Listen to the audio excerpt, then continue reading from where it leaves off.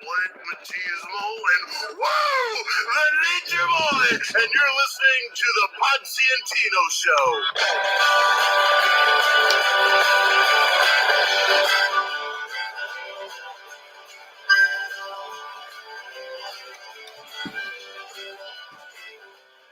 Ladies and gentlemen, boys and girls, children of all ages, the Pots and Pans Network proudly brings to you its tag team champions of the world, the Road Dogg, Tino Gray, the badass Rob Potsy Potchak, the new age Potsy and Tino show apparently on StreamYard tonight because both OBS, StreamYard's OBS, and my favorite Restream.io all decided to, for lack of a better term, Tino, fuck us.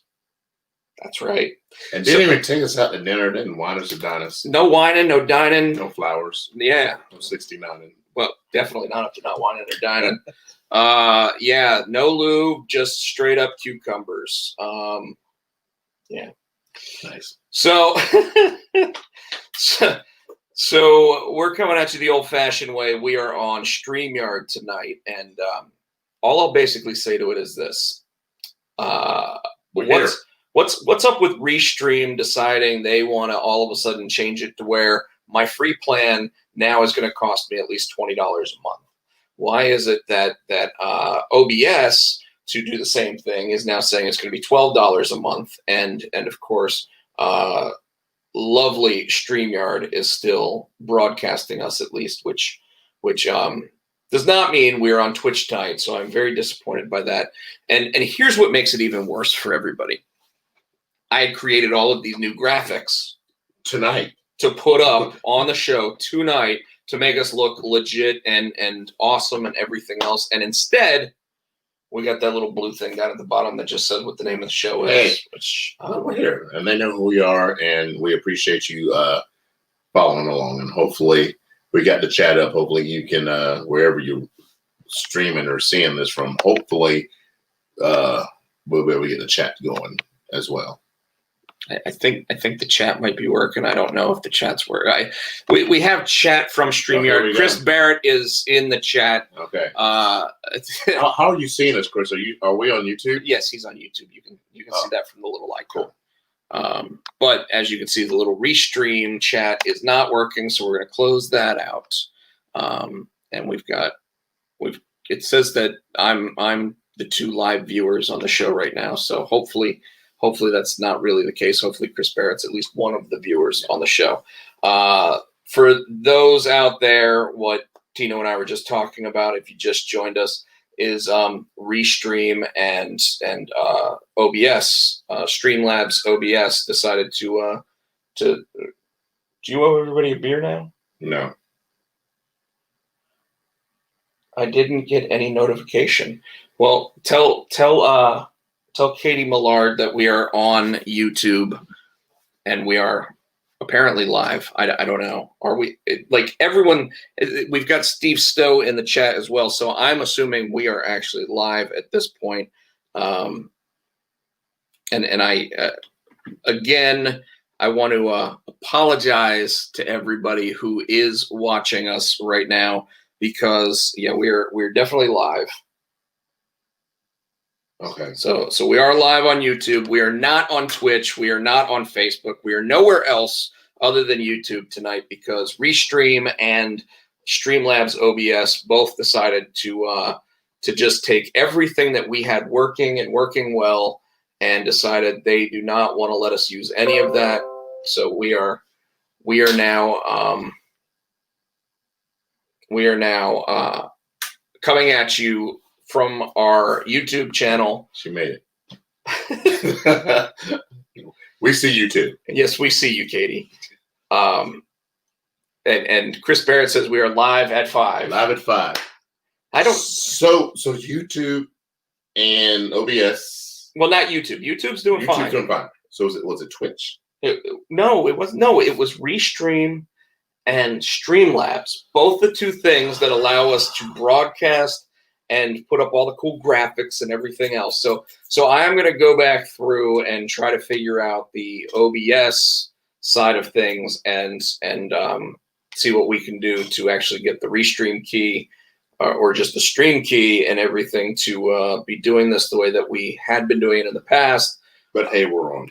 But yes, we are on. We are live. We've got a lot to discuss in the world of pro wrestling. But Tino, You don't sound like you're in a mood to do. what's up with you? What is up with you? And why don't you go ahead and start with Nicole being on TV? Well, she wasn't on TV, so what? She was on closed caption. She was on closed circuit TV. No, what happened is our church is doing, because we can't meet live. So a lot of our services and a lot of our stuff that we do, It's amazing. We're doing virtually. So she was asked by our youth pastor to come on and she film a couple of things for the kids. Well, she's not used to Being on camera. She's not used to. She's a teacher, so she's comfortable in front of kids. But if you put her in front of camera or you put her in front of adults, she freezes. So she had to host this little thing, and she was talking about the Bible stories and the people in the Bible. She's like, and the characters are amazing, and the Bible's amazing. And she used amazing like 10 times. Yeah. And of course I ragged her about it because it was hilarious. What's really funny about that though is that you and I can hear each other's quirks. Yes. And we can hear what we say multiple times throughout an episode. You're like, yours is and so. Less but definitely a lot of so's. A lot of so's. And it's funny because, I make sure that I don't very much. Like, I can hear that. And I even was explaining to somebody that there you go, there's an I was explaining to somebody that when I was actually editing the podcasts, when we were actually doing just audio podcasts, I was able to see where my so's and my ums were, and I could delete them off of the podcast. Hey, we got Terrence in the chat. He's saying, hey. What's happening? What's happening? Yeah. Is that rerun? No, that's Dwayne. It was Dwayne. Chris Barrett says in the chat, on How I Met Your Mother. Yes, exactly. With that, though, I learned how to actually remove those from an actual podcast, and we'd save about 2 or 3 minutes off a podcast with me moving out the so's and the ums and everything else. I really haven't paid attention to what Tino's are, but it's because I know I say like I said a lot. You do. Yeah. You do. So it's always funny when you take that into consideration and you go, man, I really do. Because you listen to this over afterwards. Yes. Like you'll listen to it in the car or you'll watch it on YouTube when you get home. I don't typically do that anymore because I would literally, and that was another one I used to say. I'd say literally all the time, and it's just so. I've learned to have to watch my mouth now because unfortunately that you're not allowed. I'm not allowed to. I get animated and I get excited and I do drop the F-bomb a lot.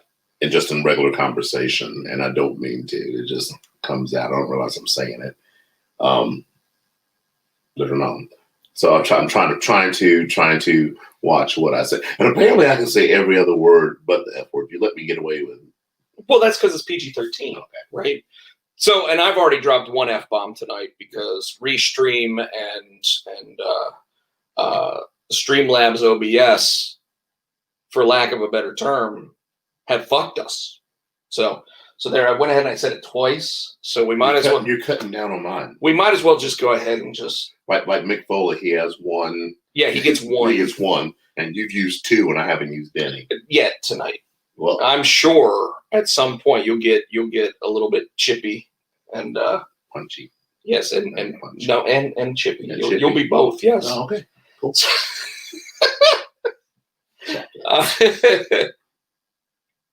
You used yes, Chris Barrett. I've used my Mick Foley amount of F-bombs. However, we never actually said we were going to be Mick Foley tonight, and knowing that we did kind of get screwed out of brand new graphics that I had designed for tonight, and got screwed out of being able to use Restream. I'm probably just going to cancel all those services and see if I can find another another free way of doing it. But for right now, it's just very frustrating because there was no notification or anything saying you're not going to be able to use free restream anymore after this. And I mean, it's late because we pride ourselves on trying to get on this thing at 11:30. So I'm looking at the clock. I mean, we started trying to get on at 11:15, 11:20.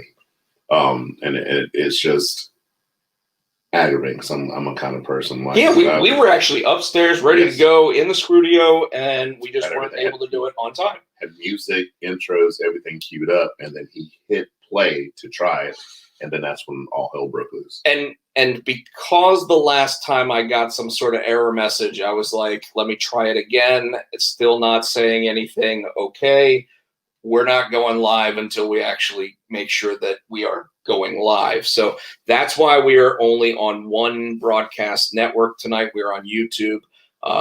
If you haven't subscribed to the channel, please subscribe to the channel. You obviously know we're here. Chris Barrett, being a friend of the show. Terrence, Steve, Katie, welcome. And if anybody else has joined, I like saying this on my drawing streams. Don't be shy. Say hi. Go ahead and get the chat going. What else is going on with you? Not a whole lot. Last week we had a discussion. I think when I was here off the air, and I was like, dude, I gotta starting September 1st. I cut back on the sweets. I cut out the sweets. Drinking more water. Back into the working out. Again, I've had the home gym and the dumbbells and all that. So pretty much walking and hitting the gym again in the house and just trying to. I've already dropped 5 pounds, so it's good. So I'm going back to to what I was at before all the Carino virus. Yeah, I just went ahead and said the word. Did. So before all the madness hit, I was down 35. Ooh, yeah, the madness. Thinking. I've been down 35. I gained like 10 back. So I had lost 30 and I've gained like 20 of it back. Yeah, so before I gain more, I'm like, I'm just gonna quit. And so you like, this is my second bottle since I've been here. You're like, that's a lot of water. You can be peeing out. I'm like, yeah, you're gonna be peeing out your butthole. That's the point. That's the point, is to pee out your butthole. Yeah, trying to get back into drinking water and lifting again. So it's gonna be fun. Yesterday, my day off, I was like, I'm not gonna be drinking today. I'm gonna take a day off. It's Sunday. Like any type of Christian would say, that's the day of rest, right? So that's what you're supposed to do. So I mowed the lawn. Then I went and I looked at condos. And then I was like, instead of drinking alcohol like I like to do, it's just going to be a water day. And how did it go for you? I drank like 4 of those giant, giant things. But then I had to pee a lot. Hey, that's just flushing. Got up at like 4 a.m. and had to pee. Well, that's the old man in you. Prostate's not what it used to be. It's gone. Prostate's not what it used to be. But other than that, yeah. But like for me, we've got less than 2 weeks to go on the Indiegogo. If you have not donated or backed the Indiegogo project, go to Indiegogo.com, search Junior High Horrors, help us out. $10 gets you a digital copy of the book. We hope to have that out the first or second week of October, so that way you can actually print those pages out and give them out at Halloween if you want to. Got another piece in for it from a small comic that's getting ready to start as a web comic called Ink Plot, I think that's what it's called. And I was like, it was really cute. Like I don't want to ruin like what people are going to see in the book, but they actually did a little comic strip that's going to be available to color in there, and I thought that was really cool. And then I mentioned on Facebook earlier today, Tino, that after finishing a couple scripts and everything, I really haven't written anything. No. And so, I kind of wanted to see what other people were doing to get themselves like when they I don't really consider it a writer's block because I'm not even trying to write. I got writer's block. So I'm not even trying to write. I'm just not writing. And I don't want, like, when I've thought, okay, now I could just sit down and just, grab some thoughts and put some stuff down, because I'm writing one story that involves a pro wrestler and stuff, which kind of goes with the podcast, but I'm not feeling it. So I don't want to write because I don't want to, I don't want to half-ass it. And I also don't want to sit there and force it because then I don't think it's as good. Mm-hmm. So I'm waiting until it actually goes, I got to get this down on paper. Well, that sounds like me because when this whole thing hit and the bars closed down, and I'm like, I'm not out playing anymore. I'm like, when this is over, I want to have at least 2 new songs written that I can play out. Have not picked up my guitar. I picked it up. I played a couple of games, but as far as sitting at home and writing, I haven't picked up the guitar. I haven't picked up. I'm blocked. Like, I don't. All this stuff's going around in the world, and I can't. I can't wait to see when people actually start writing songs about it's coming. The pandemonium is coming.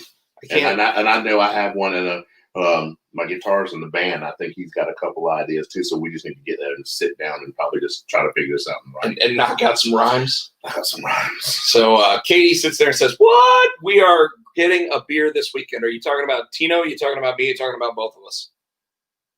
She never comes out. She goes out with you runs all the time. I never get invited. Wow. Yeah. And I spend money, and I've never been. You spend money. Yeah, spend money. Today I was at your day job at the others. At her day job. At her day job. Yes. It's not the day, but yesterday. And she show's great, but I go out and drink beer with Rob. I'm like, I like beer. Yeah. Terrence actually says that he had a crown waiting for me last night, and I wasn't there. You bastard. Well, I would have had to drive all the way out to Morrisville, just So I'm just gonna say that yesterday was a day of rest after I mowed the lawn and did like the housework that had to get done. And then let's see, anything else going on with me besides this restream bullshit? You were harsh about that today. Well, yeah, I mean, it literally happened in the last 20 minutes. We're on now. We're good. No, we're not. We got our people. We do have some people in the chat. We've got Quinn Melvin actually in the chat. Quinn, if you aren't already subscribed to the channel, please do. I was and I am keeping the crown, is what he's. So he was out at Terrence's place of business last night getting some drink on. Good for you guys. I am drinking the Trulies tonight. Tino mentioned that he is drinking water. I'm also drinking water. Just mine has 5% alcohol and some squeezy juice. And squeezy juice. I love the squeezy juice. I don't know if you guys have tried this or not. My sister keeps laughing at me for mixing squeezy juice with my seltzers. I've got blueberry acai hard seltzer here, and what I do with it is I take like the black cherry Mio and I squeeze a little into it to make it get some color and get some flavor into it, because I don't like the flavor of seltzer. You were saying that too, but yet when I made a squeezy juice and seltzer for you, it still tastes like so, but it wasn't as bad. It was good. It tasted more like a soda. Yeah. Right. And so an alcoholic soda. But they always talk to me about how what I should do instead of doing the seltzer is just take vodka, mix it with like seltzer water, and then add the squeezy juice to it, which would still do the same stuff to it. Terrence says he'll bartend his next appearance. You still owe me a carpet shampooing in my car. You can bartend next week. Don't spill it in your damn bag.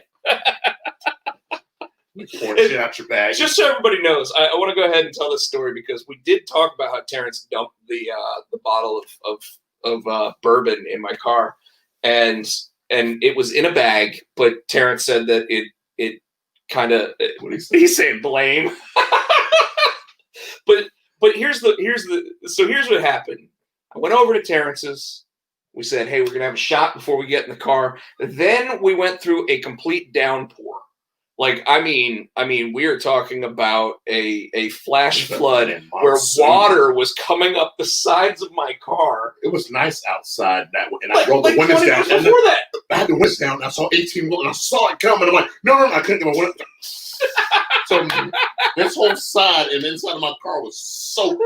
I was so pissed. So Terrence and I are riding in the car, and I was probably a little bit crazier than I should have been because I was like, we got to get home. We got to get it. We got to go. So I'm sitting there driving and like I said, we're getting water coming up both sides of the car. I mean, it pretty much felt like a car wash. Yeah. Pretty much the entire way back. And then when we got back, Terrence is like, oh shit, this bottle's the bottles like poured out in the car. And like he said, he had clothes in the bag and everything else. But we thought we were okay. We didn't think that it poured out in the rest of the car or anything. It did. The next day, I go to work, and I open up the door to the car in the garage, and my eyes start burning from it. Oh my God. And I'm sitting there like my eyes are getting red and everything else. So I'm driving to work with the windows down, and it wasn't raining or anything, so that was fine. But it's the first time that I drove with the windows down since I got the new car, you know? So I'm driving all the way to work. No more new car smell? It didn't have new car smell at this point anyway. It's got 4,000 miles on it. Okay. But I had to go to, you know, I was like, oh man, I better grab something from Target. So I tried putting some upholstery cleaner and stuff like that down. You know, I didn't have like the shop vac or anything with me, so I couldn't do anything about that. But I was like, I'll buy some of those little air fresheners. Well, that night I got home, I put the air freshener in, I put the windows down so that in the garage it would air out a little bit. Well, the next day I open up the garage door and like I have that same like eyes burning feel. But what's interesting about it is that the yes, by the way, everybody, Evan Williams, the 100 proof, not the 80 proof. But then it starts to dissipate a little bit. But I have like the little air freshener thing is a Febreze one, right? So if I turn the car on and have the air conditioning already going, because you know that's what you do with remote start, it at least covers it up. I don't know if it gets rid. Like I can't tell if it gets. I would hate to be pulled over right now. So say if you get pulled over, you might have a problem. Well, except I'm just going to put my mask on. I'm kidding. But no, like so I'm on a Zoom with the rest of my family on Saturday night. My mom sits there and she goes, so why does it make it sound like you guys were drinking in the car? Terrence, you can go ahead and say it right now. We were not drinking in the car. We did not have a single drink in the car. Terrence, why? You made his car smell like a frat house. Quinn, you're right. But I don't blame Terrence. You know, we like that bottle could have had a loose top anyway. It could have, you know, like it's a plastic top on a glass bottle. It might not, you know, so it is what it is. Terrence did say he would shampoo it out. I don't think it's going to be necessary at this point. I think I've pretty much cleaned most of it out, and I think we got most of the smell out of there. How's your mom hear about it? Well, she was on the Zoom. Oh. So she was like, why does it sound like you were drinking in your car? I'm like, I don't drink in the car. I don't. You know, I don't even drink around the car. I drink at the bar. I drink at home. But you know, whatever. Anyways, no. Oh, Terrence is saying no. It's my fault. I was pulling a Seamus or an Adam Page. He likes to drink that brown liquor. So so yeah, I think that's everything that's going on with me. I looked at some condos this weekend. Oh, yeah. You know, gotta find a new place to live. So we gotta find a place that has a scrudio. We would call it the Scrudio 2.0. 2.0. Maybe even the 3.0? No, 2.0. Yeah, okay, 2.0. Yeah, so got to find a new place to live if I'm going to stay in the Raleigh area. I've got my good friend and Better Homes and Gardens, Shannon Brienne, looking at places for me, and she is the best. So if anyone can actually keep me here, it will be her. So good luck on that. She actually said, now that I've got the ideas of what I need, I can pretty much find you anything. And the trick to it is making sure you stay in Raleigh. And by the way, Rob, I don't lose. So So she thinks she can keep me here, folks. So if you want to keep me here, that's who we've got to bank on and who we've got to hope for. Anything else crazy going on? No. Oh, No. you haven't watched this show, but I'm going to tell you right now, if you're not watching The Boys on Amazon Prime, the first 3 episodes of season 2 came out, and Carl Urban is... You want me to drop another one of those 7 words that you're not supposed to say on the internet? Okay. Carl Urban is such a cunt when it comes to it. And the whole reason why I say that is because if you actually watch the show, they have an after show like the Walking Dead, Talking Dead thing. They've got Aisha Tyler doing it, and she said I can't believe that you're actually allowed to say the word cunt. And when you hear Aisha Tyler say it, it's like it's okay for everybody now. Oh my god. But that's probably the last time you'll hear me use that word because I actually don't like that word. Yeah. I don't either. It doesn't make me feel awkward or anything. Like I can hear other people say it. But Carl Urban has that British accent, so it just kind of like flows for him. So, Coral. No, not Coral. No, it's Carl. He's Carl. So, Tino, hi. We got some wrestling topics. Wrestling! And one that you didn't even know about. And I don't know how you... That's not what I was doing. I can't believe that you missed this with as big of a deal as it was, both in the Facebook group and just in general. And especially since we are live here on YouTube after Restream and OBS fucked us. That's 3 times I've said it. Vince McMahon decided he wants to fuck all of his employees, who are not his employees because they're independent contractors, right? So here's the deal, folks. Vince McMahon, the owner of it, the CEO of a billion-dollar company, he does own most of the company, but he obviously, it is a publicly traded company, so it has multiple owners. This week came out and gave an edict to his people that says that they have to cancel their partnerships with third-party companies, meaning Twitch, YouTube,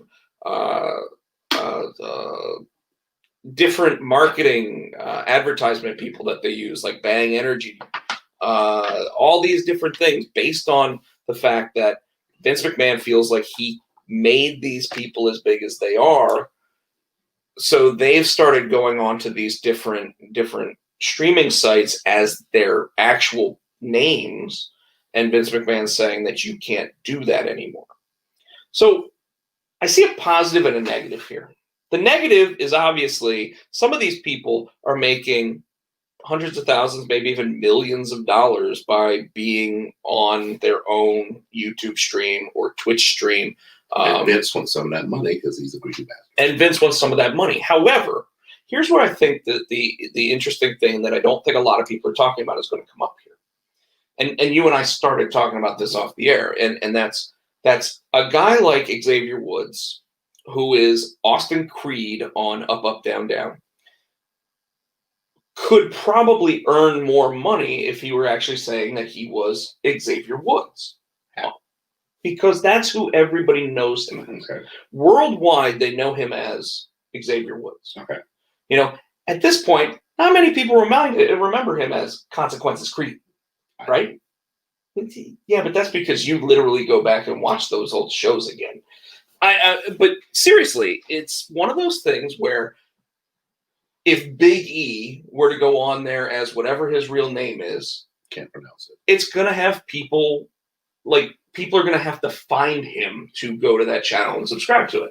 Whereas if he just sits there and says Big E's YouTube channel, sponsored by WWE, he's going to have the entire WWE network page sitting there, allowing them to click on it and go to it. But I think it would be good for the WWE too. Like we talked about that too. I mean, the Macho Man, yes, he went to WCW with it, but before he did, he had Slim Jims, and Slim Jim was sponsoring their pay-per-views. I think that Vince would want some of that ad revenue coming in. Well, especially with that's what I'm saying is that what I think Vince really wants here, he wants control, right? Because he always does. Free. Because here's some of the stuff that's happened. Lana all of a sudden started being a Bang Energy girl, and Vince apparently lost his shit from it. But that's not it. AJ Styles on his own Twitch channel, which is AJ Styles because AJ owns his own name that he has been wrestling under. Now it's obviously not his real name, but it's his wrestling name. Again, hold on. But AJ Styles last week said that he had the coronavirus, and he recovered from it. So now Vince, who has been very secretive about who has had that and everything else, has one of his top guys sitting there talking about that because Vince has no control over his Twitch stream. The Rock came out and said his whole family. The Rock isn't part of the WWE at all right now. He's got maybe a Legends contract and he gets paid because people watch his old shit. But here's the deal. As much as his family is the WWE, he is not contracted to them and can be working with anybody on any project. AJ Styles has a contract with the WWE to not be detrimental to the product of the WWE. Okay, so here's my thing, and you like, so I understand what you mean about Xavier Woods and Consequences Creed. Nobody knew him as that. Creed. But AJ Styles is AJ Styles. Was a name brand. That's like them trying to CM Punk. You know what I'm saying? They're trying, and I know he's not with the company, but something like that. You know what I mean? Well, again, though, he made his thing outside of the WWE, and that's what Vince's problem is. So again, the problem isn't that AJ Styles made his name outside of the company. The problem is that AJ Styles came out a couple weeks ago and said that he hates Paul Heyman, that he hates the fact that two of his best friends got let go by the WWE. He's being detrimental to the brand. And we're talking about the overall billion-dollar brand, not the multi-million-dollar brand that is AJ Styles. Can you really hurt their ratings right now? I mean, it's got nothing to do with ratings. Well, not ratings, but it's got to do with value. It's got to do with perceived value of a publicly traded company. Okay. And so from the business aspects of it, I totally understand where Vince is coming from, saying we need to put a lid on that. Okay. We can't have Xavier Woods being asked the question of, hey, if you could wrestle anybody right now, would it be Kenny Omega? That makes sense to me. I understand that. Right? It's the same thing with AJ Styles. You can't have AJ Styles coming out and just on his Twitch stream going, yeah, I hate that guy. I hate that guy that works for our company and is working with the other top guy on the program that I'm on. Like, obviously, they had to have actually fixed that problem between them because now AJ and Paul Heyman are on the same program again.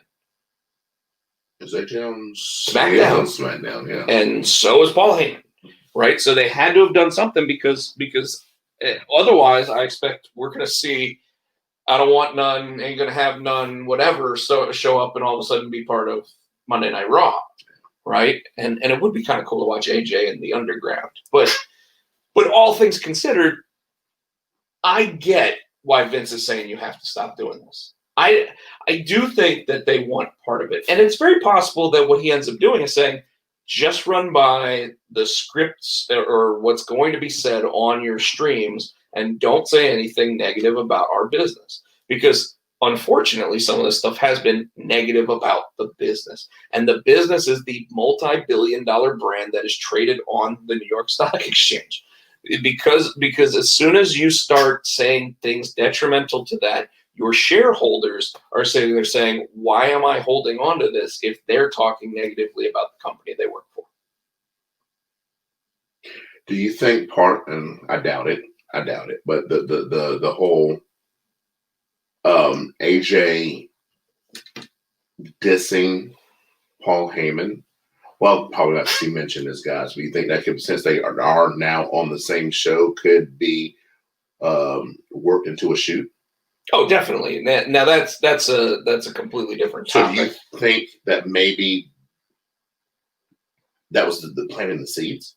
No. So you think AJ just went rogue and just did that on his own show? Okay. Yes. Okay. I think he answered a question that was asked. Okay. And because that's always a possibility. Vince always is looking for a way to make a buck. Well, he is, and obviously the best storylines come from real heat right? So people that are for anybody out there who doesn't know pro wrestling, heat is when you actually have people that don't like each other and should have like little heat. And definition on it. Well, we can't because I'm sorry, I didn't mean to start that over again. It's going to turn into a Rob's rant out now. Let's save that for later, please, sir. See, he's fighting it. You're an angry little man. I'm not little anymore, man. I'm fat. I'm just straight up fat. After we got off the air last week, we had NXT Super Tuesday, which had a pretty hot 6-man tag match that started it. It had a ladies match in the middle of it. Awesome. But and then it also had Bronson Reed versus Timothy Thatcher, which did not have enough time. I did not see that coming. The Austin tapping. Oh, yeah, but that's because he'd been beaten up outside the ring and everything else. It's good fan interactions, plus it also helped salvage the poison angle. We got a while back, Bianca Belair and Zelina Vega used Zelina's Twitch channel. Yeah, and perfect example, Quinn, going with your comment there, and hopefully everybody else can read the comment too. But perfect example of where it works in your favor is Sasha and Bayley never dropping character when they're online. Like, those two were amazing at, like, even when Bayley tapped out at the pay-per-view, Sasha's very first tweet after that was, "I didn't tap." And then the very next statement after it was Bayley replying to her, dude, which is exactly what you need there. You know, it's not the whole Kairi Sane sitting there saying, "Hey, I'm leaving WWE," after she just got beat down. Instead of, "Hey, take a minute. Let's wait until Tuesday to go ahead and post that tweet." You know, again, but it was already out, though. Yeah. It was a taped show. I get it. But you ruined the heat. And again, see, there's the prime example of that. Using your own social media platform to sit there and ruin the story rather than enhance the story, which is what Sasha and Bayley did. Got it. Okay? I'm saying. But the Super Tuesday, you had the fatal 4-way Iron Man match between 4 former NXT champions for the vacant title. And this is where it got awesome. That was an awesome match, and it pissed me off. And it pissed everybody off. But again, because you hyped it. The winner is going to go. So everybody, we're going to have a new champion. And then nobody won. Well, 2 people didn't win. Well, I'm impatient. I don't want to wait another week. First of all, did you get it? Wasn't in the match. Did you get it? Well, he wouldn't have been because he hasn't been the NXT champion, so he wouldn't have been invited. Second of all, so we had Gargano, I was mad because Ciampa didn't win. Ciampa was my pick. Yep. And Ciampa, which would have made more sense because he carrying Cross. First of all, Ciampa never. I love what he. Ciampa, because I can't hit the table. Yeah. Ciampa never lost the belt. Right. Cross put him out. So why not let Ciampa win the damn belt? And when Cross comes back, let them feud over it. Well, how do you know that's not going to be the case? He doesn't have to win it today if he's going to be out 8 months. Damn it, I want him to win it and hold that shit 8 months. Hey, that's another thing. They have not had a champion besides Bayley. Bayley right now, and well, I guess they had Adam Cole. Well, you know that my favorite wrestler in NXT right now is Tommaso Ciampa. Yeah. Like, he is my favorite. Got the T-shirt. You know, I wear it every time we go to a WWE event. I don't care if he's at it or not. I'm representing, because it was also designed by my boy Tom. Yeah. So you know, shout out to Tom Nguyen, who Tommaso Ciampa also says makes the best gear, and he has designed all of Tommaso Ciampa's current gear. So there's that as well. I'm okay with the match ending in a stalemate because they had to set up for another Tuesday NXT event that we are not going to, like, here's why. NXT is supposed to be on Wednesdays, right? Mm-hmm. So when it's not on a Wednesday, you've got to have a reason to watch it. So you put on probably one of the best NXT live event, not pay-per-view matches ever. And that's what I was about to say. So you make it it's a pay-per-view caliber NXT. You do, and they did. I mean, an Iron Man, I'm not mad at that. Iron Man match right, with Johnny Gargano, Tommaso Ciampa, Adam Cole, and Finn Balor. I mean, that is the only thing that you could do to make it even better is if you said we're also going to invite back every other former NXT champion, so Samoa Joe, Shinsuke Nakamura, and Kevin Owens and Sami Zayn, and we're going to let it be an 8-man Iron Man match. Seth Rollins. He wasn't. He's too busy right now. Yeah, he's too busy. He's Seth Rollins, but shut up. What the fuck are you talking about? That's four. That's four. No, that's fine. No, that's fine. Who's keeping count? Tino says he's keeping count, but yeah. I think that was 4. No, that was because you already did 4. I don't even care. I'm just going to start dropping. I'm saving mine. Well, that's because you only get 1. Yeah. Like I've saved them up for months because you had to have the 1 every episode. Because that's my gimmick. That's gimmick infringement. That's not. No, I've now got.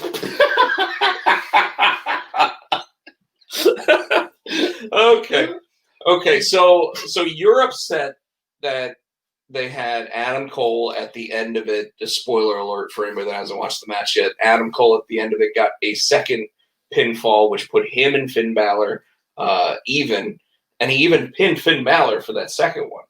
The interesting thing about that was it looked like, if you watch it, that Finn Balor did not want to turn over for him at all. And Finn Balor finally turns over, and with 2 seconds to go, that referee puts out a 3 count in 2 seconds. The interesting thing to me there is that they could easily have William Regal sit there and say, sorry, Adam Cole, there was 2 seconds left on the clock when that 3 count started. It did not happen in time, but you have a claim, you still get the title match against new champion Finn Balor, right? You could do that. And that's what things like Busted Open we're talking about this week. I think that by not having a winner declared, obviously it sets up your next episode. You're going to do it again. I wouldn't be surprised to see someone like Dexter Lumis cost Adam Cole the championship. Wouldn't be surprised to see someone come out and cost, like Cameron Grimes costing Finn Balor the championship, Timothy Thatcher costing him the championship. So there are a lot of possibilities there. Well, if your theory is, and we're setting up for Adam Cole face turn, Lumis wouldn't be a good ideal for him because I don't see Lumis being a heel right now. Lumis pretty much is a heel. He's a stalker. Yeah, but he's a stalker. People are cheering him. Yeah, that's because people are really messed up in the head. Like, let's be real. Like the stalkers are not cool people. No, Dexter was just a badass. No, he's a stalker. So was DDP. Just because he does cartoon drawings or kindergarten drawings. Yeah, and he was horrible in that role. But that's not a bad thing. Oh, that was a bad thing. It's a good thing. No, that was not a good thing. You can stop with the that's gimmick infringement, bro. Bitch. Read my side note. Did you not see that? I believe you did. I can't believe you didn't hear about that. So Tino brought up a good point that that Chris Jericho went ahead and told NXT to go ahead and stay on Tuesday nights because they can't beat the Demo God on Wednesdays.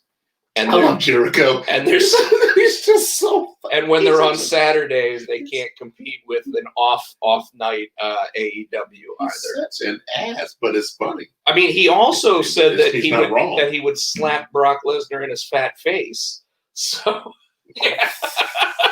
You almost made me lose my one. That might have been a good spot for him. Yeah. Wow. He literally this week talked about how with Brock Lesnar not being under contract, which I don't know if did I put that on my list? I don't think I did.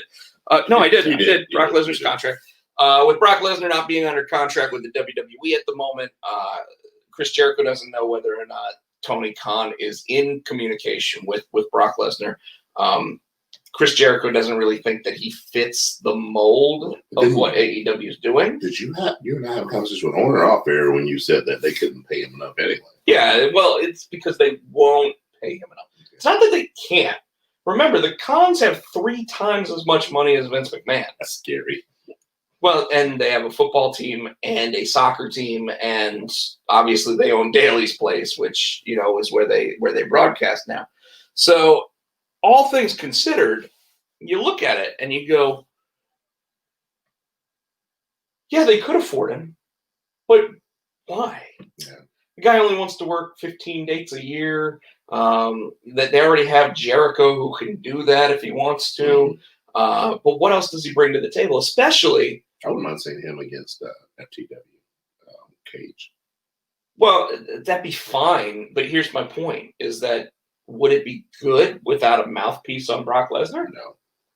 Like, I think Brock Lesnar would do fine if he walked in there, grabs the microphone, and he says, "Who wants to fight me, bitch?" Give him Tully. Tully has been on a roll. Give him Tully. Hell, give him Chris Jericho to just be his mouthpiece. So you're saying put him in with the inner circle? I'm not even saying that. I'm saying when Jericho leaves the inner circle, which will happen at some point, you have Jericho sit there and say, "Hey, I got this guy watching my back." Him against Swagger. Oh, him against Swagger would be a fun match, like if it was in MMA. Yeah. I don't know if it'd be a fun match otherwise. We got Carson Woodard in the chat, and he's saying, couldn't imagine Lesnar putting anyone at all over in AEW. Maybe Brian Cage. That's what Tino was just saying. Well, you said you wanted to see the match. You didn't say that you thought he'd put him over. And that there's, I guess, Lance Archer's another possibility. Brody Lee would be a possibility. But Brock walks in and sits there and goes, "Here are the 3 guys that I'm willing to take a kick to the face from," right? And obviously Drew McIntyre was one that he took 5 to the face from. So you think he put over what did the 5 feet say to the face? Slap Claymore. You think he put over Mox? No, not after what Moxley said.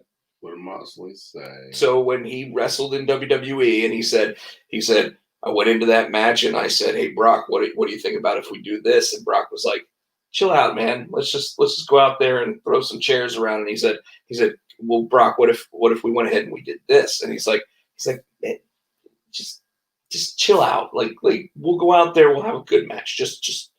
So he basically threw everything Moxley wanted to do away, did what he wanted to do, which was pretty much bury Moxley at WrestleMania. And then Moxley came out and said, "Hell of him." Said, "I didn't want to do business like that. Like, I can't believe someone could be that lazy." I think he even said it on the Stone Cold podcast. He's like, "I can't believe someone would want to be that lazy." And Vince McMahon's like, "No, shut up. That's my moneymaker." And obviously from that moment on, we saw Dean Ambrose not want to do anything for that. Well, yeah. And of course the booking of him at that point was just atrocious. I mean, they wanted to put him up against Nia Jax, and Nia beat him, remember? And then they changed it to, "Oh no, we need this guy to resign." So now they're talking about Mrs. Moxley being a free agent. Of course, she's got that non-compete right now, but hold on. In the chat, we got Quinn sitting there saying, "Hold 1365, the Jericho heat bait. Armbar." Carson brought to us Brock versus the Dark Order would be great. So much fodder to take F5s until Mr. Brody gets the upper hand. That would be his first feud. And yes, wow. And it would be fun. It would be fun. Wow. Like I'd be okay with that. I'd also be okay if Brock came in and Murder Hulk literally walked right up to Cody Rhodes and the entire Rhodes family behind him. Slapped him like the Three Stooges. and as he's going by and he hits what's that other dude that works with them now, the bald guy? QT Marshall. Yeah, QT Marshall. QT Dustin and Cody would all get slapped, and then Brandy would catch the wind from it and just take the slap too. Oh, that'd be great. Yeah, be like, where? I'm squirrel. They do it when they say. Why is anybody doing that? Why is anybody doing that? Like Randy Orton absolutely did the boink to the eye tonight, and Michael Cole not skipping a beat. Referee was behind him; he didn't see it. Okay, whatever. But when we get to Raw, I do want to talk about that. We'll talk about the bump that Murphy took. Oh, that was a good bump. Oh my god, that was a good bump. It wasn't as good as Matt Hardy's table bump this weekend. What in the world? I've heard about it. And I've seen clips, and he missed that table and hit his head on the concrete. Is that what that was? Oh yeah. Off that scalp thing. Oh yeah. Yeah. Oh yeah. Yeah. In fact, why don't we just go right into you watched bits and pieces. I know that Jericho got thrown in the mimosa mayhem. Yes. Jericho drank 80 gallons of mimosa to get himself out, apparently.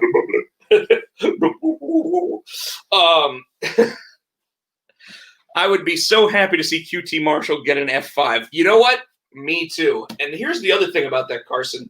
He would sell it. Big time. You know, he would also actually try to make a buck off of it. He would literally be like, he'd sell pictures of him getting the F5. He'd be like, this is me. This is where I signed it right here. That would be so funny if he came with the old Carlito because he's got the apple. I spit in the face of people who aren't cool. F5. Oh, that'd be great. That'd be great. So All Out happened. I didn't see any of it, so that's on you. Yeah. So the Britt Baker match versus Swole. How was that? Was fun. Did Swole win? Oh yeah. Yes. Yeah. Did you just pass gas? No, it was that.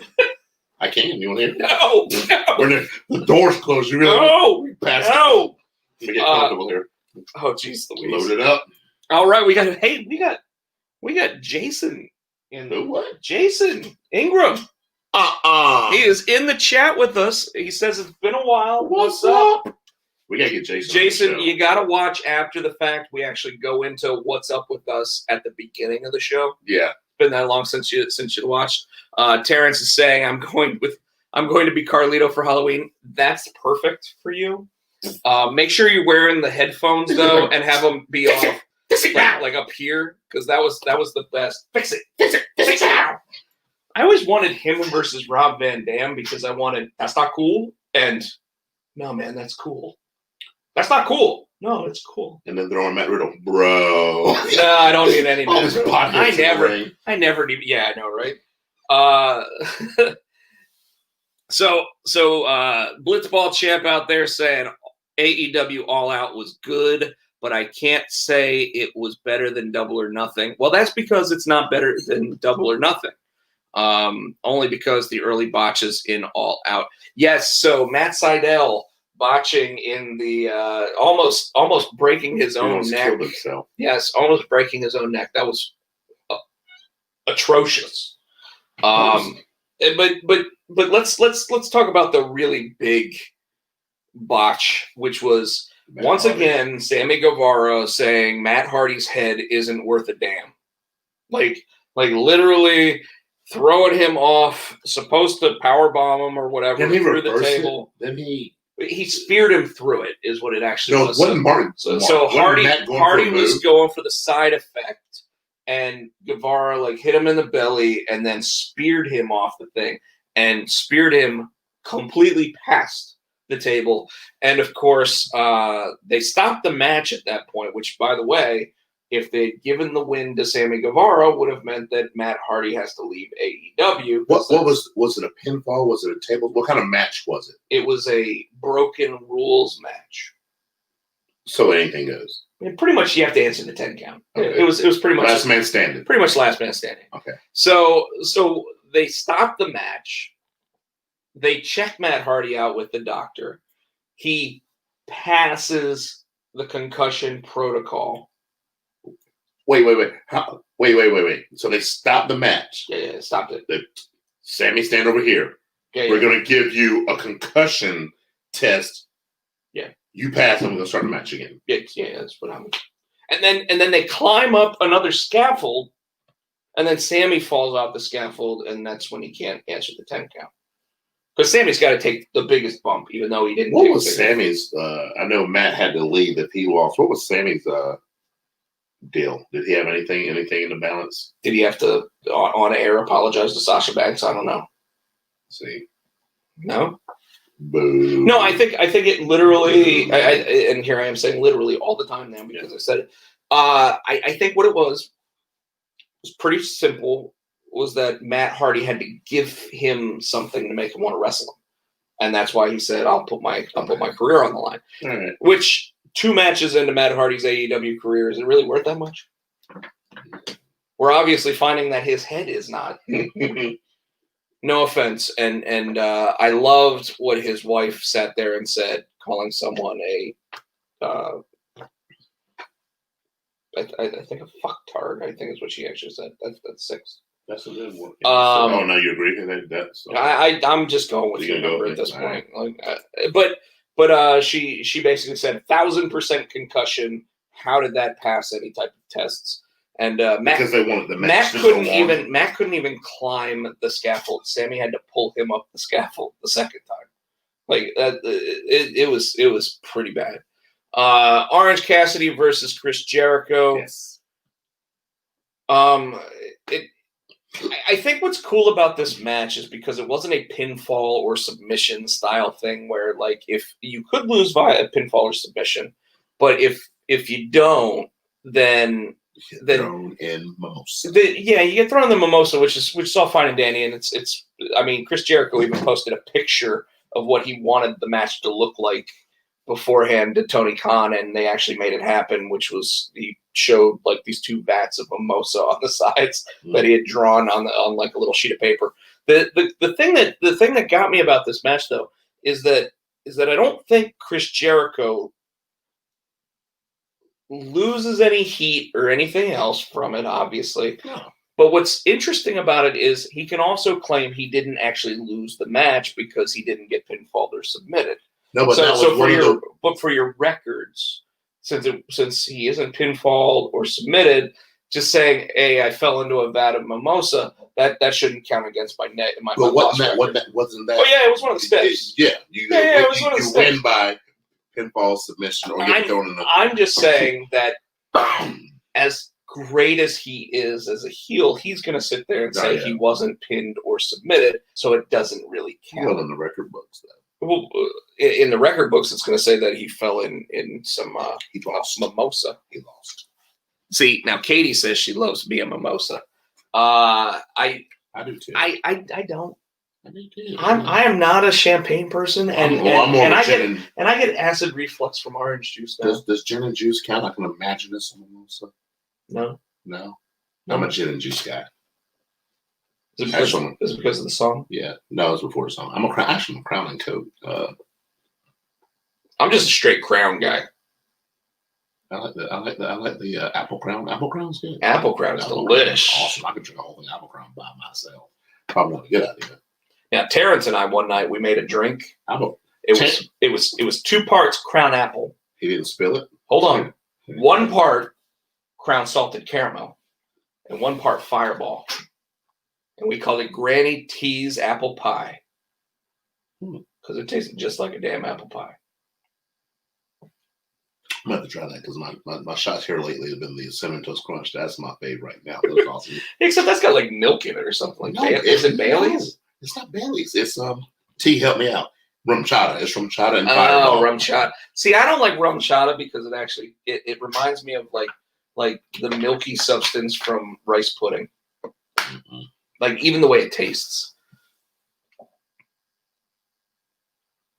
Let's get a mimosa this weekend. We'll talk about how you don't like mimosas. Jericho turns 50 in November is what Jason also said in the chat. Yeah, we just had like an entire moment of just silence there. Because you were confused and you just kept going like, Katie just blew your mind right there. I think you literally confused him. Rum chata and fire. Ouch. So You shut him down. I can never shut you up. She shuts you up. Katie's I won't mention. She shuts you up. yep, she just took home the Potsy and Tino championship. Woo! Thank you, Katie. And then of course Moxley versus MJF. I saw They made a star. pictures. They made a star out of him. Out of Moxley or out of No, out of MJF. Like MJF is the biggest heel in the business right now. Like no one. Well, I guess. Sorry, there is one heel bigger than him now, and that's the Big Dog. Oh, we'll get to that. Even though he hasn't even done anything really heelish except walk in, grab a title, and leave. Right. So, yeah. So I'm okay with MJF not winning. Because he still looks strong. Apparently, what I'm saying, because I think that started back on last week's AEW, he made Moxley bleed. Right. And I think, if I saw it correctly, Moxley had MJF bleed. Right. MJF bleed. Yeah, I don't know if it means that they're going to continue this feud or not, but let's be real. At 23 years old, if you give MJF your world title today, he's got nothing else to live for. Like, and as the best heel in the business, like I almost figure that what he'll end up doing is buying the title off of Brody Lee for the TV title. Yeah. But I picture him buying it from him. I think they're trying to they need cornerstones and they need future stars. Oh, sure, right now, sure. The future stars that I Orange see. Cassidy, Orange Cassidy. MJF, Brody Lee. No. Orange Cassidy, Yeah. MJF. Yeah. You got to throw in my boy Darby Allin. Yeah. He's got to be a pillar. And then also you want to say, I'm talking young, and you want to throw in Brody Lee? I think Brody Lee's young enough. I mean, and well, you're also thinking Sammy Guevara, but if Sammy keeps making these mistakes, like they're gonna have to send him back to like school. He's the Nia Jax of AEW right now, and it's only against Matt Hardy. It's like he's like got a thing against the Hardy Boys. What? You go ahead and read it this time. A free mimosa, and you making it for me. Again, Tino didn't get shit. What is it? I have to say, heel promo aside, MJF is actually a really good wrestler. Dude is very athletic. Yes. I think, Jason, I think that what's happening there is that MJF is becoming a great wrestler. I think that he was a great personality that does truly love the industry and really wants to be a student of it. And because of that, he's saying he's got you. Yeah. Don't worry about it. Don't worry about it. Don't worry about it. Continue what you're saying. That was between me and Terrence. You had no part of that. No. Oh, this is classic. So All Out on a scale of 1 to 10, I'd probably say that they put another 8 together. Yeah. From what I read, I haven't seen it. It almost makes me want to go spend that money to watch. The botches really hurt it. There were enough of them throughout the night. Apparently, even the tag team match between Paige and Omega and FTR was not what you'd expect that caliber of talent to put on. What happened? Did FTR Paige, won. Did Paige turn, or did he just? No. Like Kenny, I think left him to. Like I didn't see that match yet. I got to go back and watch it. But it just sounds like it wasn't up to the caliber that you expect those four guys to do. And unfortunately, that seems to be what happens a lot more in AEW than in WWE. And I think it's because WWE has such a practiced style that you're always going to get a B- match out of your top talent.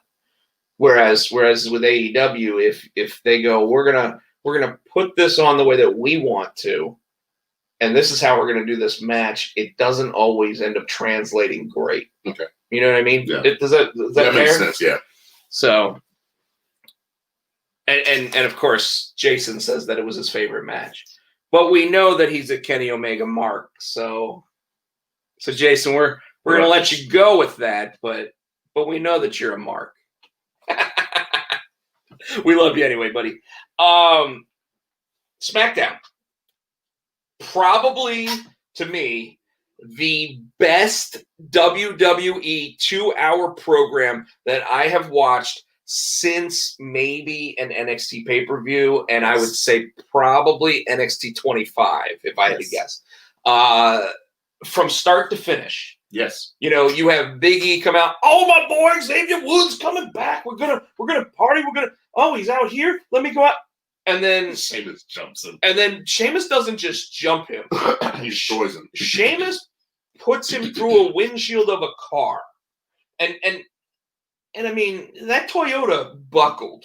Okay? It was like after E Honda in Street Fighter goes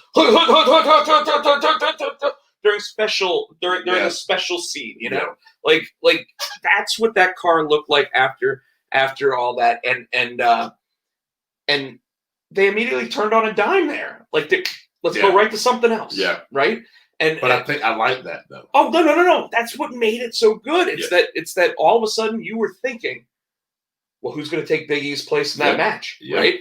Then you have, you know, at the beginning of the show, you actually had Paul Heyman come out with Roman Reigns, and Paul Heyman sits there and starts it with, why don't you do what you're going to do, Anderson Cooper and Carmella's latest boyfriend?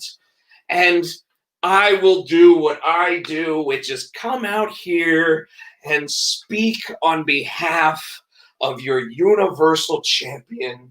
And, of course, Paul sits there and makes it magic.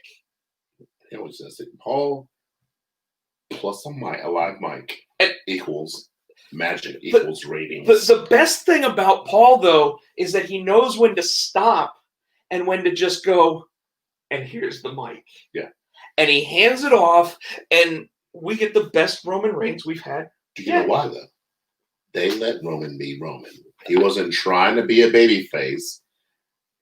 He had the freedom to say what I don't know if he said, you know, I'm sure he's still scripted, but it wasn't.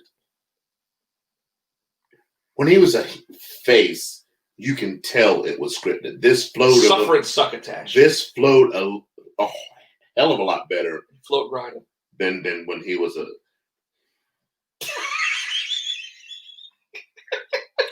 than when he was a face. Too much. Yeah, no, bitch. I'm still saying my F-bomb. Bitch. That one I can say. So, I totally agree. Yeah.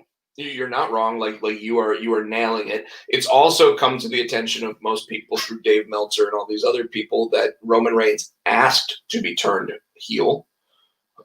So nobody knows whether or not it was him or Paul Heyman or Vince that actually said, hey, let's partner you with Paul.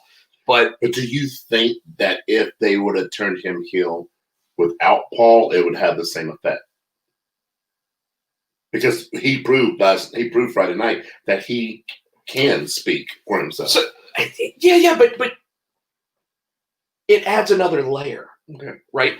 This cements and Paul will probably go into for newer wrestling fans out there, people that don't know wrestling or anything else, he will go into the legacy. You know, he's already done it. When Roman went up against Brock Lesnar and Paul was speaking against him, he was sitting there saying, my history with your family, not even just the Samoans, with your family, the Samoans.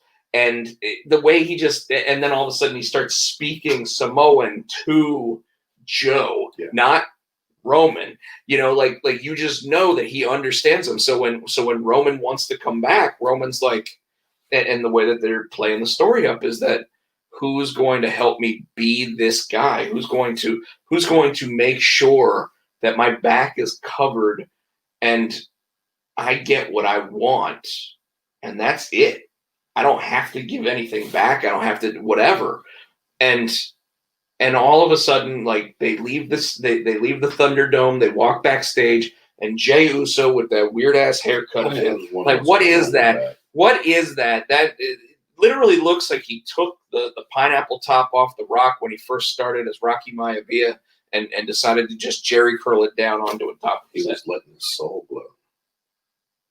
Let your soul glow. It's a great movie. I'm gonna use it right now. Fucking up people's furniture. This is.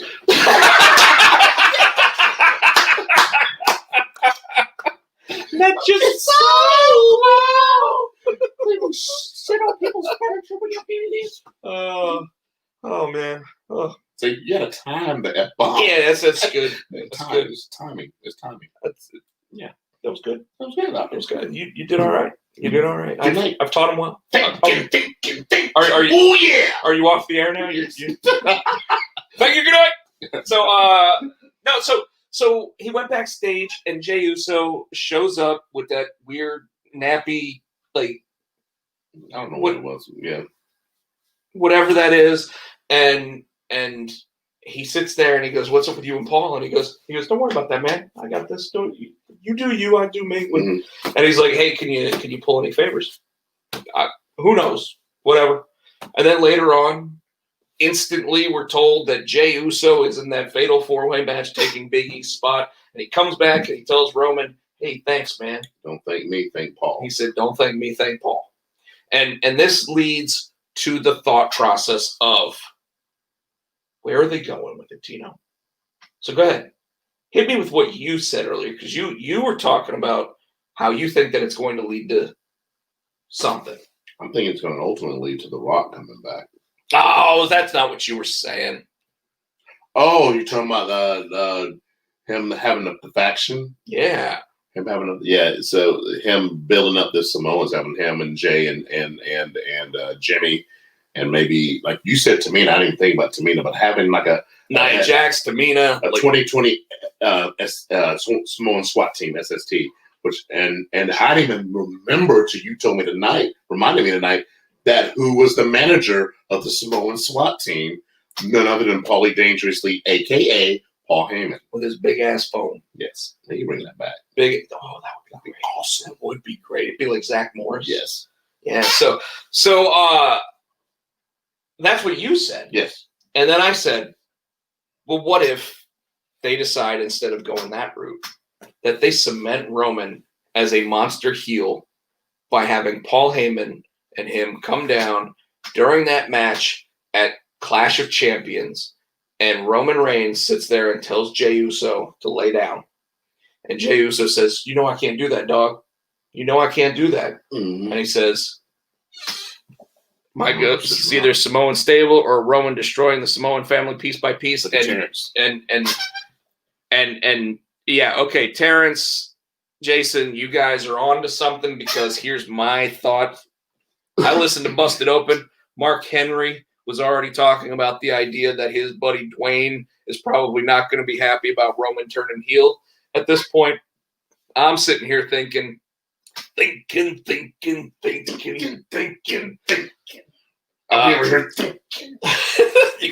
gotta spin around. Yeah, You're thinking. I'm thinking that at Clash of Champions, Jey Uso comes down to that ring saying, "Hey, we've done this before, dog. We can go ahead and have this match." And Roman going, "No, because I told you you're gonna owe me, and you're gonna owe me by laying down in the ring, and I'm gonna put a foot on you.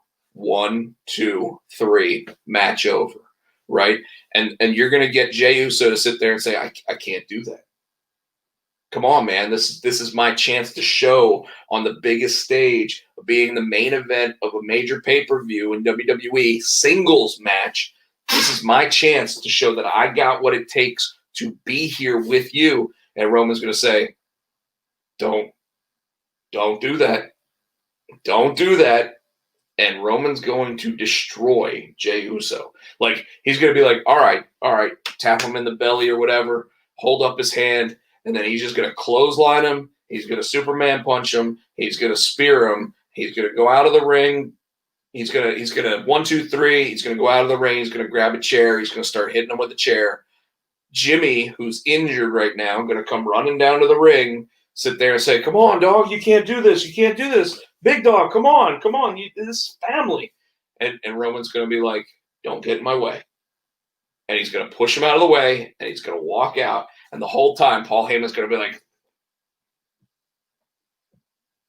Then, I'm calling it now, WWE is going to make one of those awesome phone calls to one of the old timers that we don't get to see very often. And here's what's going to happen. Rikishi is it Roman's cousin, Rikishi? And the Usos' dad.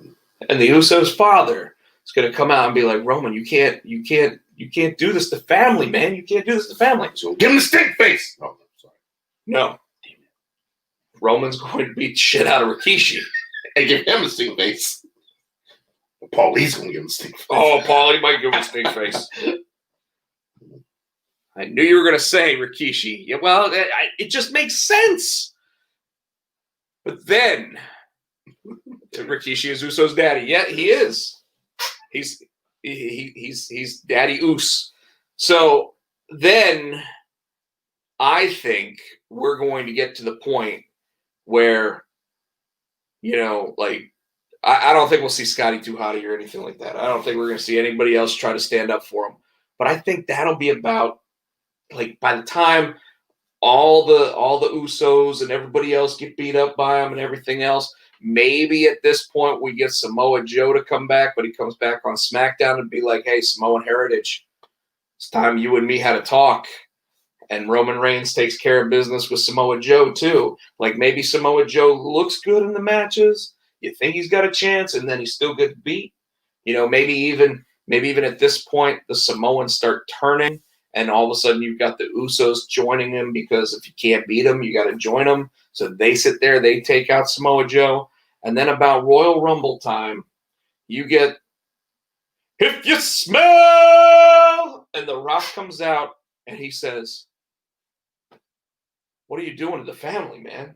What are you doing to the family? This is a tradition. This is family. This is what you do." And yes, you get Roman Reigns versus The Rock at WrestleMania in the biggest match that Roman Reigns will ever have. And at the same time, it's the first time you buy into it with Roman Reigns as the main event at WrestleMania. What do you think? Sounds good. Sounds like great booking. Guess what? It's not going to happen. Not going to happen. What's going to happen is Roman Reigns is going to sit there and get built up, and they're going to turn the Fiend babyface, and at WrestleMania you're going to get the Fiend versus Roman. Boo. Or Brock comes back. I think Brock goes after Drew McIntyre or Randy Orton or whoever's got the Raw title at that point. But all right. But that would be great. Now there is another storyline that's going on SmackDown that we got to talk about, Tino. And I know we're starting to go a little bit long. I mean, we're at almost an hour and a half. Well, we started a little bit late, but no, that's not the storyline I'm going to do. You go ahead. You do that one. How about that? I was just saying. Go ahead. Bray had said that they did the. Going to have a new member. They broke in with the little fun house, and Bray was like, "Hey, we're glad. We're disappointed. He's upset because he lost the title, but next week we're going to have a new friend."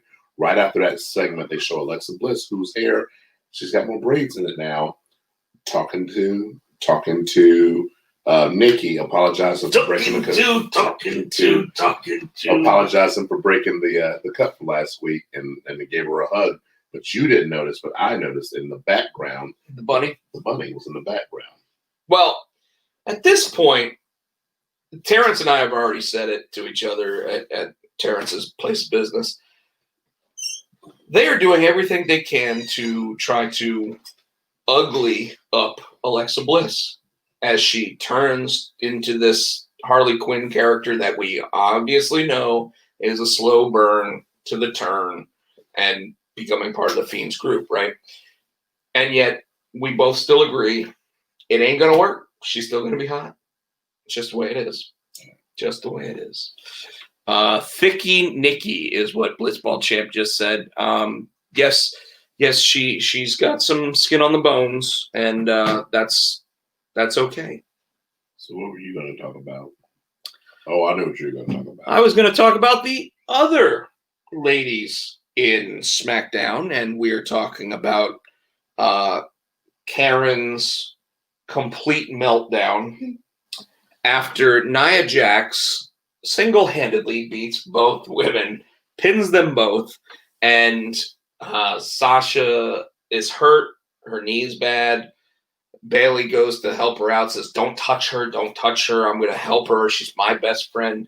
And she gets her onto the ring apron. Kicks her square in the face. And kicks her so hard in the face and just annihilates her, right? And I'm thinking to myself, that's the opposite of what I wanted to see happen. Sasha lost her titles. Bailey still has one title. But then I started thinking about this, and I was like, thinking. And thank you, Macho Man, for that, and Tino for reminding me of it. But it started getting me thinking. And what it got me thinking about was, what if we think Sasha's going to be out for a while, right? Because I mean, she choked her with the chair. She stomped on the chair all around her neck. All this other, she had to be carted out on a stretcher. So now we've got to have a new number one contender for the women's title on SmackDown, right? Alexa Bliss. I wasn't going to go there, but it would kind of make sense for Alexa Bliss with this turn and everything else happening to where she finally just snaps and does all that stuff and whatever. But we get Sasha Banks to show up on the teleprompter and sit there and say, hey, Bailey up here. And then she gets pinned 1, 2, 3. So now, and it could be, it could be any number of ways that could happen. It could be she grabs her foot, she turns around, oh my God, and then she gets rolled up with a schoolgirl. And then 1, 2, 3, Bailey's no longer champion. Well, it doesn't matter who. Oh, got you. Okay. It literally just matters to extend the storyline.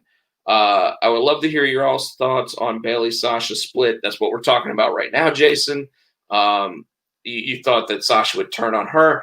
The whole idea is to really cement Bailey as the monster heel in this situation, and they think that Sasha's the superstar. They think that she is the one that can be the marketable person and everything else. So you want her to be the babyface. You want her to be the Rock. You want the other one to be, the Mankind or whatever in the feud. So of course, getting Sasha to be the babyface, they had to have Bailey be the one that snapped on her, even though Bailey didn't really have the reason to snap on her, because Bailey lost both of those matches for the tag team titles, and Bailey did not lose her championship, and Sasha actually helped her keep it. So all things considered there, where it becomes interesting is how they lead up to whatever type of match is going to be Sasha versus Bailey, because I'm going to tell you right now, I don't want it to be over the title. I want the title to be out of the picture. Here's why. You ever seen the movie Mean Girls? Okay. It's all about this group of mean girls, right? Mm-hmm. Well, they are the mean girls when they're the tag team champions. They're best friends. All of a sudden, when one of them doesn't have something, though, what starts happening? You start getting jealousy. You start getting all of that. So when Sasha has neither of her titles and Bailey still has one of her titles, what does Sasha do? Does she go after the title? Yeah, that's typical. But wouldn't it be better if she makes her lose the title, yeah, and then you get to the point where you do something like a false count, or not false count anywhere, but I quit match. Yeah. You go, what's the 10 count match? Last man standing, or Hell in a Cell. Hell in a Cell. Right? And I don't think that Hell in a Cell is the right move for it at this point. But leading up to, like, maybe they have a Hell in a Cell match. Maybe they go, okay, we're going to build this thing up and we're going to go all the way to WrestleMania with it. But it doesn't have to be for the title. It literally has to be for the bragging rights of, I made you tap out. I made you quit. I made you do the one thing that you can't do, or you haven't made me do. Yep. Right? That's where this match needs to go. It literally needs to, and Busted Open was talking today about how they don't want it to be an I Quit match because the babyface loses all credibility if they lose an I Quit match. Gotcha. Except in one situation, which I pointed out, did not call them or anything today. Mankind losing the I Quit match to The Rock. They didn't say I quit. They had the recording. They had the recording of it. They put his head into a bucket, and all of a sudden it was, I quit, I quit, I quit. And it was the pre-recorded thing from Sunday Night Heat, which used to be a thing. And I think you could even get away with it there. But I would rather see it be I actually like the I Quit match idea, but you know that Sasha has to win that I Quit match at that point. Yeah. Because I don't see them doing Bailey's going to record her sitting there saying I quit earlier in the night or whatever, and then play it on something. Because as much as they like to redo the same stories, and that's a good one. It's cheesy now. It's super cheesy and probably wouldn't fly as well now. By the way, if that woman in the promo with the heels ends up being Eva Marie, I'm out. Are you talking? I assume that Blitzball Champ here is talking about the Retribution promo. No. Oh, there was another promo? Yeah, during SmackDown, all they showed was for the lady, like from her legs down, she had heels and a fur coat. She was dragging it, and she was like walking. And I think it's a new lady wrestler coming. I think that's what he's saying. He's hoping it's not Eva Marie. You might have missed that part. I did miss it. Yeah. Apparently, I know what he's talking about.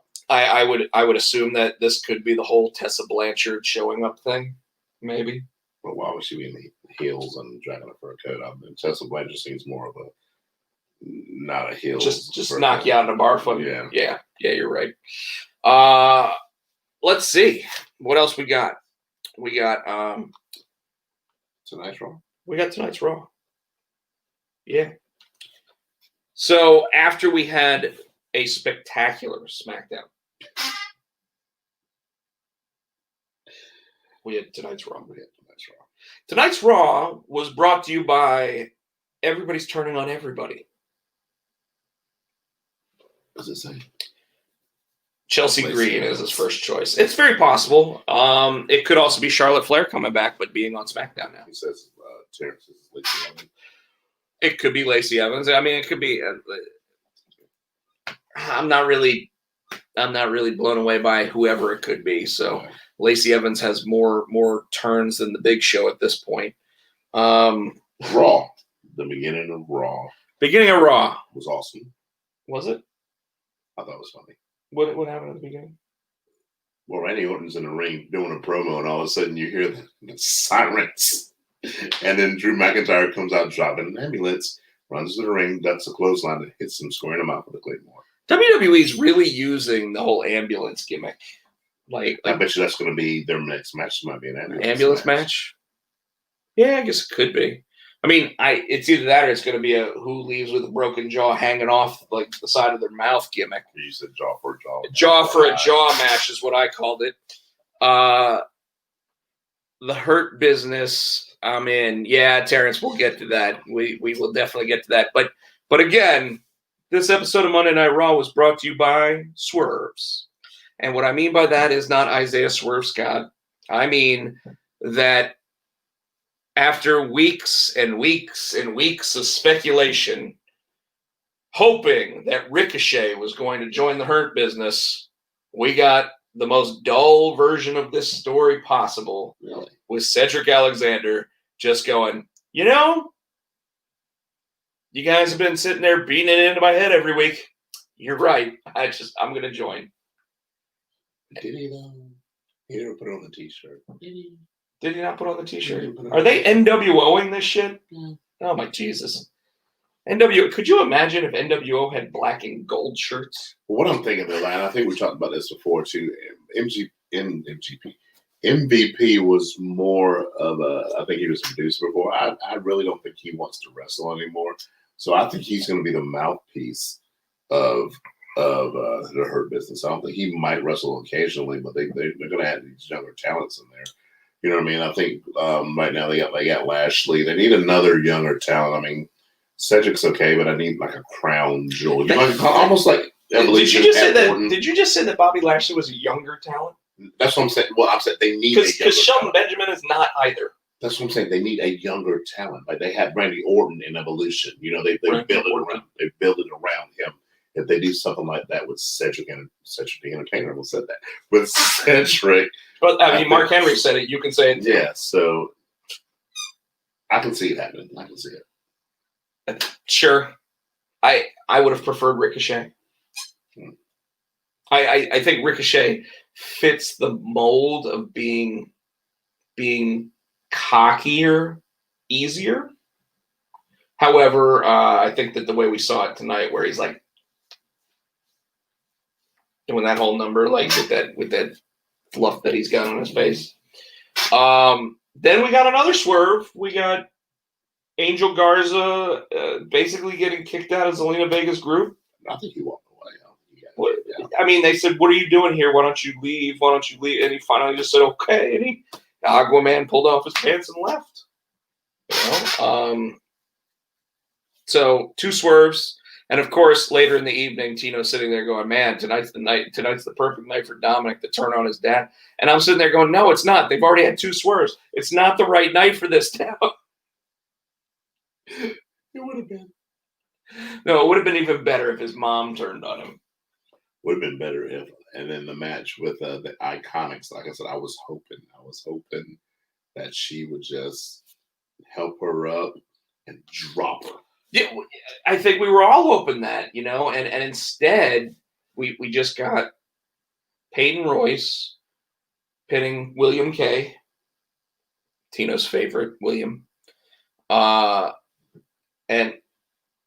the match was just like over, like it was over. Yeah, Peyton used that awesome move that she's got, and then she literally helped her up and hugged her, and I don't know if that's the start of a babyface turn for Peyton Royce. Probably. But I was really thinking that one of them was going to hit the other one. And it didn't happen.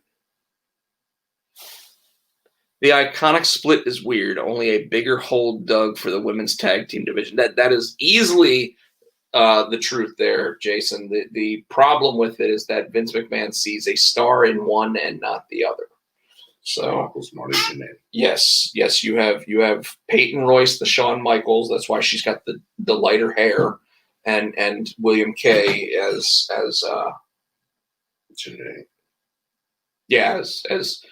the guy who likes to kill people behind the bowling alley. Then we had the Street Profits in the ring. Yep. And who comes out on? I don't remember. Tag team from SmackDown. Oh, yeah. I do remember. And what I said was, and I think it makes perfect sense, I think at Clash of the Champions, there's going to be champions for champions, but I think it should be a unification of those 2 titles. So it can be like the women that can go from show to show. The men should be able to go to show, the tag team champions. Terrence just said, "Stop calling her William." He's going to stand up. It's too late. Too late. She's going to be the first William. Anyway, so what do you think about the unification? Well, they said that it's going to be like next week or Friday or something that they're actually going to have that match. So next week on Raw. Yeah. So, champions for champions. But I think it'll transpire over a couple weeks until it gets to Clash of Champions. Still waiting on Marina Shafir and Jessamine Duke debut on Raw, but then again, maybe not, since they can't even win a match. Yes, true. That's all I got to say about that.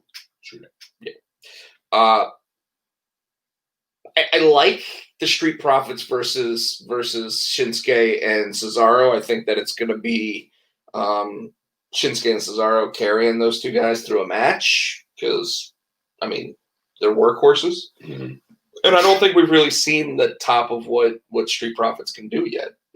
Every time we feel like we're going to get a full-on match with them, like one of them goes down being poisoned. Montez is the only one that got poisoned. Yeah, but he got poisoned. Dawkins didn't even get his name right. I said Dawkins. Then we get another moment of Randy Orton get his head punted in with a Claymore. Lovely. In a match with Keith Lee. I still hate his music. They need to go back to his NXT music. Not going to happen. Vince McMahon's going to get his music over. No. Anyways. Keith Lee had the best reverse to an RKO ever. Oh, my God. We laughed so hard. Tell them what it was. For those who didn't see. Randy went to give him an RKO, and Keith Lee just stood there. He said, He "Nope." went to go pull him down. He's like, He's like, "Nope, not taking a bump." Now and then the second try, he just like launched him, right? yeah. And then the third try, he finally got him. I thought. Oh, we did get more chat. Keith Lee is gold. Thank you. His music is not. That's what Tino keeps wanting me to say. I don't like that. I don't like his music. Nobody likes his music. Keith Lee doesn't like his new music. But Vince has final say. So that's just is what it is. Vince is old. But here's the interesting thing. Vince does think that he is worth pinning a 13-time world champion in his first match. Clean. And hence is what I was worried about, because we've all seen that when an NXT talent gets called up, they don't always get treated like they did in NXT. I mean, look what they did to Asuka. Look what they did. Who else did they drown out? Look, Sami Zayn. Sami Zayn. Owens for a little bit. No. Owens, when they brought him up, I mean, his first night he got a victory over John Cena. Yeah. Clean. They pushed him, and then they come up. No, they 50-50 booked him against John Cena. I mean, that's John Cena. That's going to happen. But, it took Owens a while to get momentum, sure. But at the same time, he actually walked out as the NXT champion and beat John Cena, and then was going for the US title. Like it was odd, to say the least. Finn Balor came in the first night and won the Universal title. Okay. In fact, he didn't even win that his first night. He literally beat Roman Reigns, and then he beat someone else. Then he finally beat Seth. Like, it was a tournament for that, and of course that ended up amounting to well, he hurt himself. Was out for 8 months. When he came back, no, we got 3 matches. Vince just wasn't ready to. Although he did end up having matches against guys like Brock. So okay, so out of all of those guys you just mentioned, Jason, all of them are tag teams except for Humberto Carrillo, who might as well be in a tag team. Right? Here's the problem. Vince doesn't see money in tag teams. Never has. It's almost the Eric Bischoff syndrome.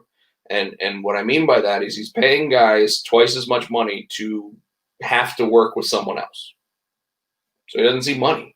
Yeah. So he puts them together because he's got the tag team titles. But in actuality, let's be real, one of those guys, Dawkins or Montez, and it's probably going to be Montez, is going to be the star. Right? Yeah. And the only time that doesn't seem to be the case is when you've got one big guy and one little guy. But then even then, they still split them up at some point. Jim Neidhart and Bret Hart. Street Profits is a big guy, little guy. Yeah, but they'll split them up at some point. Okay. And I mean, heck, even look at Heavy Machinery. You got Otis. Big guy. Yeah, but it's really big guy and big guy. It's almost like the perfect 10. You got a 1 and a 0 because it's like a really big, tall guy, and then but he still has the Money in the Bank contract. What's he gonna do? Is he gonna try to cash in on the big dog? Because guess what, that ain't gonna go well.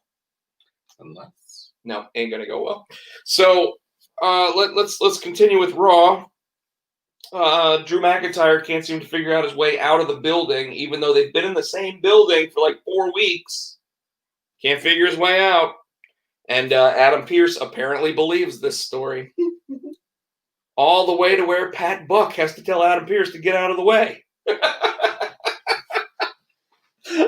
No. When he came back, though, he forgot his phone. He forgot his phone. No, he grabbed the wrong phone. He grabbed the wrong.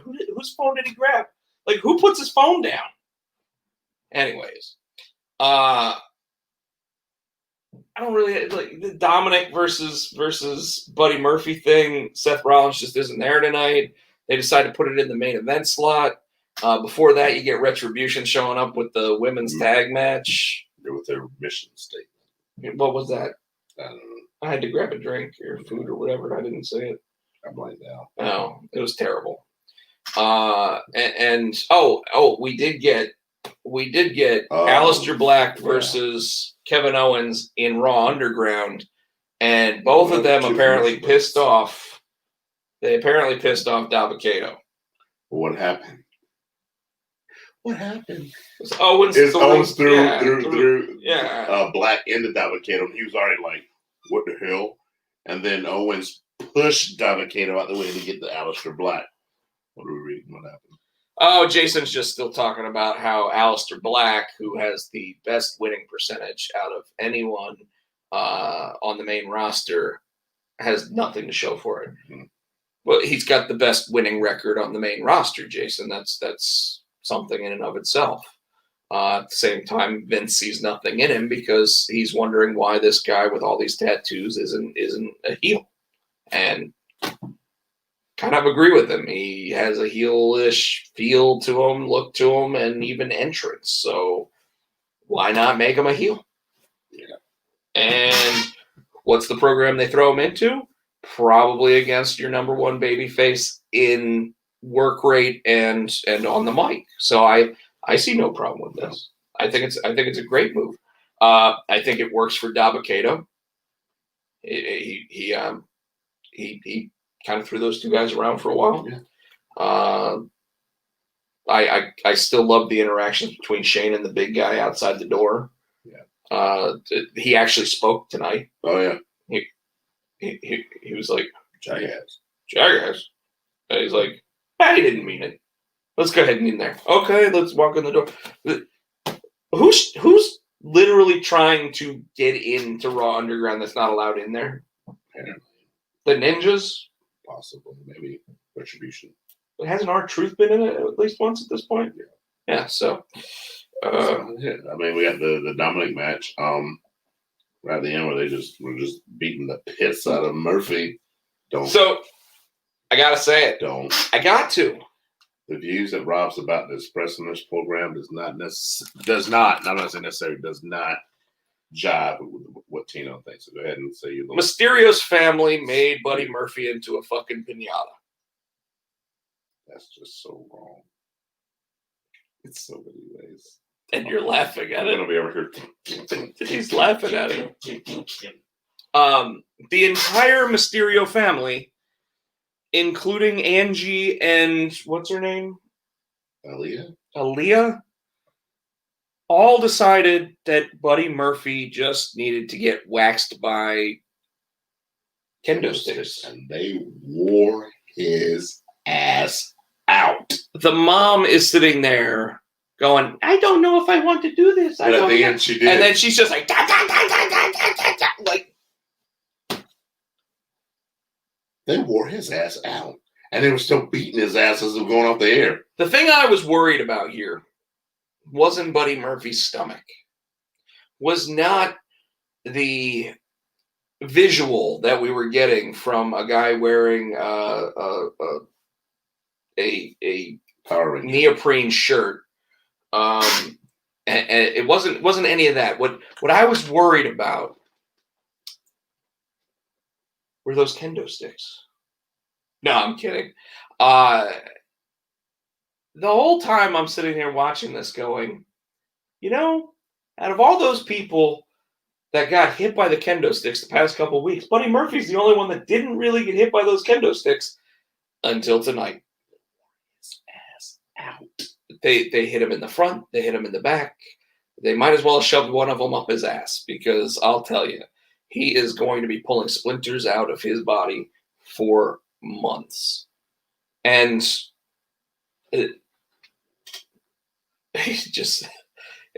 Angie was hesitant. Aaliyah was getting... Yes, you were absolutely right, Jason. Aaliyah was getting into the... Like, when she took that first swing, she was like, oh, it's easy. Let me do that again. She's like, oh, I like this. And... oh, you like it. Oh, it's okay to say that, but it's not okay to sit there and say it was a piñata. I said, me like it. You loved it. Terrible. Anyways, And that's the shit.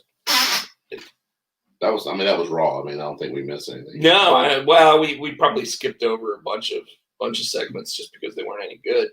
But yeah, it was after a great SmackDown. I mean, it was a letdown. Yeah, like it's one of those moments where you really wish there was not the brand extension, the separation of the two brands, because you really did want to see the continuation of Jey Uso and Roman right now. You really did want to see what they're going to say about Sasha being injured right now. I think, though, they're doing it smart, though. They're going to make you wake up eating because they know we're coming back next week to see what's going on. I guess they finally have us with at least SmackDown, right? And you hated it, but they have us with NXT. But can SmackDown keep up that momentum? Because, I mean, that was a really good SmackDown. Who's writing for SmackDown? I don't know. We hear that Shane McMahon's the head writer of Raw, and, we got Dabba-Kato, So, yeah. I'm pretty much I'm tapped out. Yeah, well, I'm about to be. I mean, I'm going to start up some music for us. All right. Blaming it all on my roots. I showed up in boot. No, yeah, why not? You don't like it?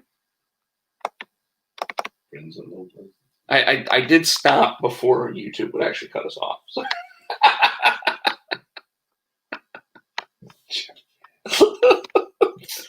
Folks, thanks so much for paying attention to the show tonight.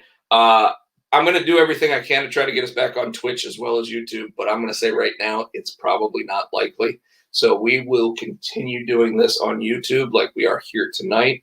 I may try to figure out some graphics and try to see if I can dump some stuff on top of StreamYard. But, hopefully you're okay with just seeing our ugly mugs. With that, you can follow him on Twitter at HootieFan91 or on Instagram at SCTino. You can follow the show on Twitter at Potsy and Tino. You can follow me on Twitter at Potcheck. You can follow me on Instagram at Rob Potcheck. This, hopefully, you not only want to go ahead and leave those comments that you've been dropping in, but you also want to give a like to the episode. And, of course, if you have not done so, please, like Buddy Murphy would do, like this right here, please subscribe to the show. And with that, as always, in Charlotte. Well, he hasn't been on the show. But you know what? Our theme song was brought and will be brought again by Adam's House Cat. Sorry, Adam's House Cat. Yeah. Called The Wrestling Song. It's available on iTunes for 99 cents. And Tully Blanchard is out there, and he's not saying what this guy in Charlotte, North Carolina is probably going to sit there and say, but he will do this. Or the arm.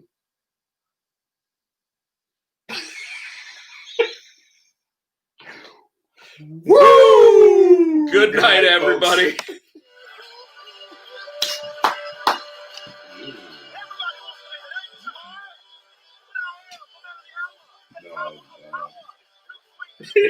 Katie tapped out another 115.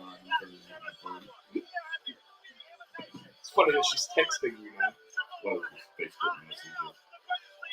She I was like, I missed her, said, are we on? And I think at first she said she couldn't hear us. But then she said she could hear us. So I don't know if the sound went out. Yeah, that's it. Pages from there.